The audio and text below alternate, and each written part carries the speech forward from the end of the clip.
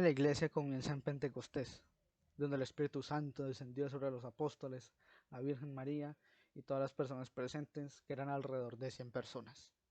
Poco después, los apóstoles salen a anunciar las buenas nuevas, en especial San Pedro, y esta buena nueva es que Cristo resucitó entre los muertos, pisoteando la muerte con su muerte y dando vida a los que yacían en los sepulcros. Después de todo lo que está relatado en Hechos de los Apóstoles, la iglesia creció y creció y sigue creciendo hasta nuestros días. Sin embargo, la expansión de la iglesia vino acompañada de disputas, malentendidos o directamente intentos de reconciliar la religión cristiana con nociones preconcebidas que son contrarias a esta religión. ¿Cómo cómo lidió la iglesia con esto? De manera sinodal, con un concilio, porque así es como la iglesia siempre ha resuelto sus problemas. Apareció entonces una disputa en Antioquía en lo referente a la circuncisión. ¿Deben los gentiles conversos circuncidarse?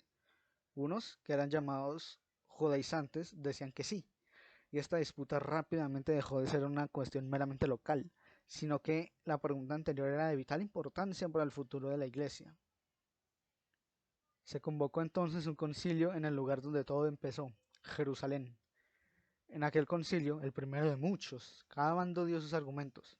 Los judaizantes decían que la circuncisión nos la había dado Moisés, siendo esta un símbolo del pacto eterno entre Dios e Israel, y que, por tanto, los gentiles no circuncisos no formaban parte de ese pacto. Es decir, tendrían que circuncidarse para formar parte del pueblo escogido de Dios. Los que se oponían a esto, a los que anteriormente eran de la secta de los fariseos, empezando por Pablo, contaron cómo centenares de gentiles habían aceptado la verdadera fe. Esto está registrado en el capítulo 15 de Hechos de los Apóstoles. Después de que Pablo y Bernabé contaran todo esto, San Pedro se levantó y habló a todos los reunidos, hablándoles sobre cómo desde el comienzo Dios lo había escogido para hablar a todos sin distinción, ya sea partos, etíopes, helenos o cualquier otro pueblo. De hecho, estos pueblos ya mencionados formaron parte de los 3000 que se habían convertido eh, después de Pentecostés, cuando los apóstoles salieron a anunciar la buena nueva. También sabemos, por las cartas de Pablo y los evangelios, algunas otras cosas o argumentos que a lo mejor fueron utilizados por los cristianos en Jerusalén, empezando por el verbo encarnado que dijo: yo no he venido a abolir la ley sino a cumplirla. Mateo capítulo 5 verso 17. Esto va en contra de la postura judaizante, que decía que lo que Pablo y otros estaban haciendo era romper este símbolo del pacto eterno entre Dios y Israel. Pero no es así, pues bien decían, y de hecho dicen, porque esta secta todavía existe, los judaizantes, que es un símbolo del pacto eterno entre Dios y Israel. ¿Quién es la iglesia? ¿Un pueblo extraño? No, es el mismo pueblo de Israel. Gálatas 3:29. Y, y que son los símbolos en la Torá sin otra cosa sino figuras del que había de venir. Esto lo dice Pablo en Colosenses 2, verso 17. Porque el bautismo no es una mera representación, es la muerte, sepultura y resurrección en Cristo. Al bautizarse se recibe el Espíritu Santo y nos volvemos nuevas criaturas, hijos adoptivos de Dios.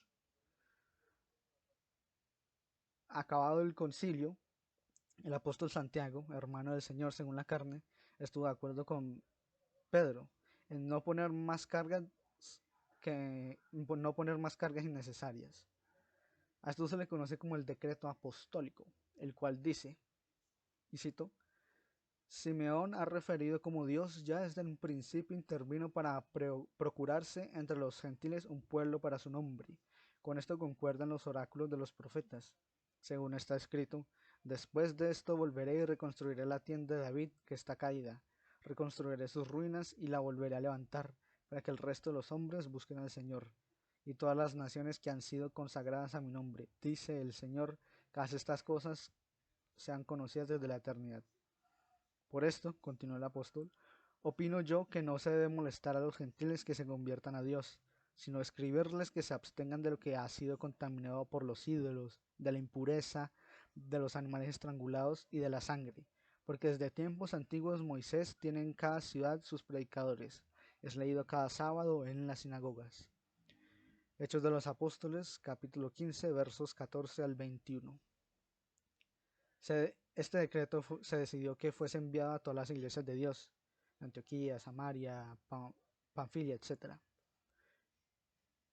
poniendo fin hacia la controversia, pareciendo bien a los apóstoles y al Espíritu Santo que la disputa se resolviese de la manera en que se resolvió.